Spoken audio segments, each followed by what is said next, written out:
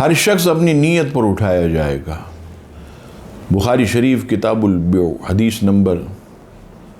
2118 ام المؤمنین حضرت عائشہ صدیقہ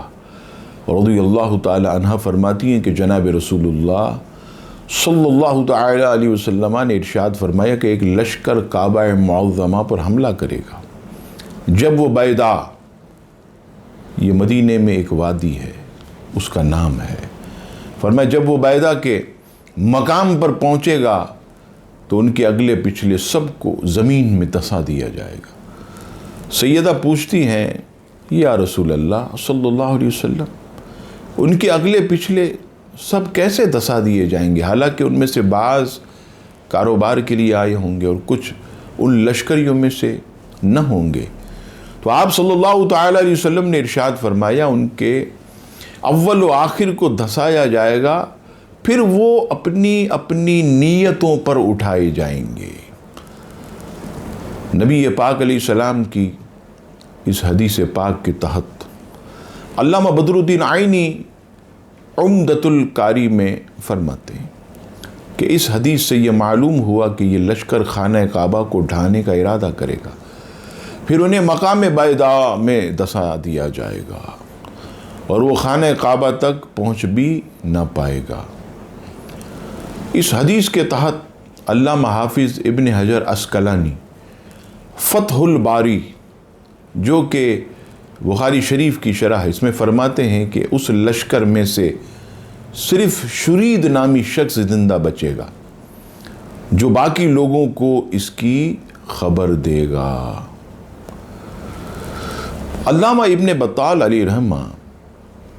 بخاری شریف کی شرح میں فرماتے ہیں کہ جس نے فتنہ یا معصیت گناہ میں سے کسی قوم کا ساتھ دے کر اس کی تعداد بڑھائی، اسے بھی ان کے ساتھ عذاب دیا جائے گا جبکہ انہیں اس کام پر مجبور نہ کیا گیا ہو۔ شارح بخاری علامہ سید محمود احمد رضوی فیوز الباری میں فرماتے ہیں کہ سیدہ عائشہ صدیقہ کے سوال کا مقصد یہ تھا کہ جو لوگ خانہ کعبہ پر چڑھائی کی نیت سے آئیں گے وہ تو مجرم تھے، لیکن جن کی نیت یہ نہ ہو بلکہ وہ صرف خرید و فروخت کے لیے آئے ہوں گے یا مجبور و قیدی ہوں گے اور انہیں زبردستی لایا گیا ہوگا، کیا انہیں بھی دسایا جائے گا؟ تو سید دو عالم علیہ السلام نے فرمایا کہ سب کو دسا دیا جائے گا۔ مطلب یہ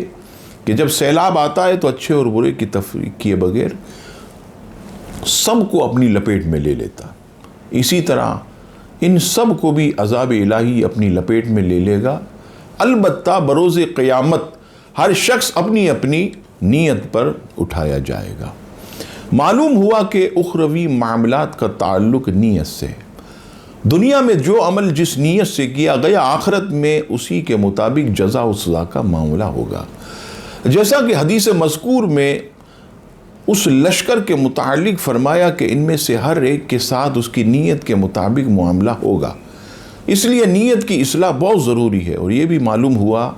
کہ گناہ گاروں کی صحبت باعث ہلاکت ہے۔ جب گناہ گاروں پر عذاب آتا ہے تو ان کی صحبت میں رہنے والے بھی عذاب کی لپیٹ میں آ جاتے ہیں، اگرچہ وہ گناہ گار نہ ہوں گے لیکن گناہوں کی نحوست ضرور ان تک پہنچتی ہے۔ صحبت کا بھی اثر ہوتا ہے۔ بخاری شریف کتاب البیع حدیث نمبر 2101 نبی پاک صلی اللہ تعالی علیہ وسلم ارشاد فرماتے ہیں اچھے اور برے ہم نشین کی مثال مشک بیچنے والے اور بھٹی جھونکنے والے کی طرح ہیں۔ لازم ہے کہ مشک بیچنے والے سے یا تو تم مشک خریدو گے یعنی خوشبو، یا تم اس کی خوشبو پاؤ گے، جبکہ بھٹی جھونکنے والا تمہارے کپڑے یا بدن کو جلا دے گا یا تم اس سے ناگوار بو پاؤ گے۔ عقل مند انسان کو چاہیے کہ ہمیشہ اچھوں کی صحبت میں رہے اور اچھی اچھی نیتیں کر کے اپنے آخرت کو سنوارے۔ حدیث مذکور سے بھی یہ معلوم ہوا کہ رب تعالیٰ اپنے گھر کی خود حفاظت فرماتا ہے۔ تاریخ گواہ ہے جب بھی کسی بدبخت نے حرمین طیبین کی طرف بری نظر ڈالی وہ زمانے کے لیے عبرت بنا دیا گیا۔ رسول اللہ صلی اللہ علیہ وسلم کی ولادت باسعادت سے کئی برس پہلے جب ابرہہ ملعون کعبہ مشرفہ کو نقصان پہنچانے کے ارادے سے آیا تو رب کریم نے اس کا کیسا عبرتناک انجام کی. اور سورہ فیل کے اندر رب کریم نے اس کا ذکر فرمایا.